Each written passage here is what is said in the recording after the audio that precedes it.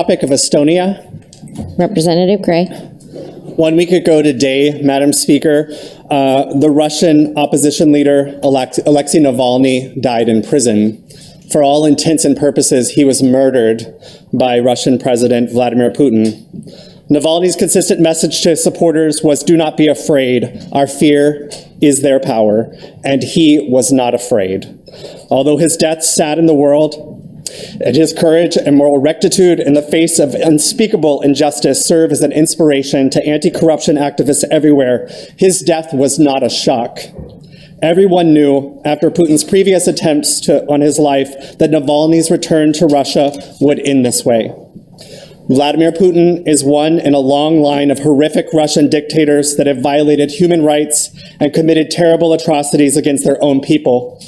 One of Alaska's heroes, Vic Fisher, observed those nightmares firsthand in the 1930s. Millions of others have observed those nightmares too, none less than the populations of the former Soviet Union.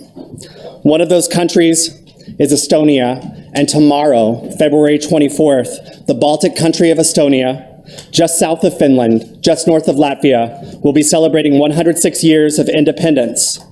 In 1918, they won their freedom from the Russian Empire and embarked on their first foray into self-determination as their own democracy. The Estonian people settled their land over 10,000 years ago, but throughout that long history, they were never their own country. They had been the property not only of Russia, but also of Sweden and others, constantly changing hands as new empires took over. But in 1918, they were finally a free people.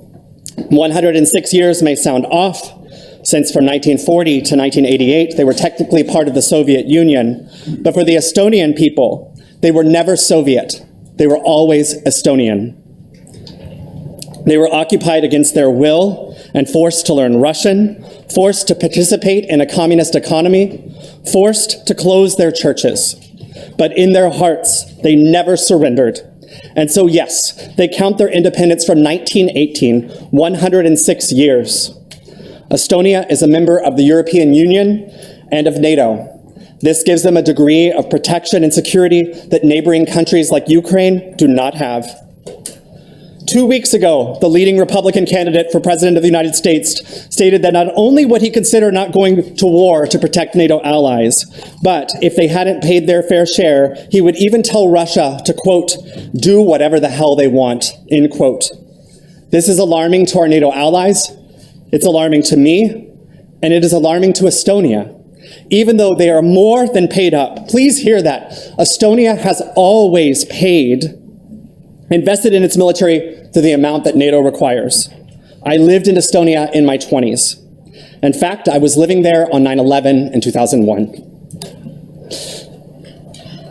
Estonians rallied around me. They wept for what happened in our country, and it wasn't just words. Estonia deployed to Afghanistan and to Iraq in support of America's mission, and they suffered casualties. 11 Estonian soldiers were killed and hundreds more were injured. And that may not sound like a lot, but for a country of just 1.4 million people, it actually is a lot.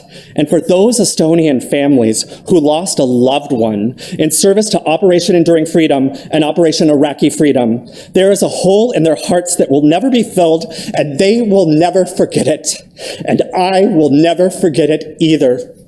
I want Estonia to know that we Americans respect our treaties, we keep our word, we thank them for their sacrifice, and we will repay it if and when the time comes. To not do so is unfathomable to me.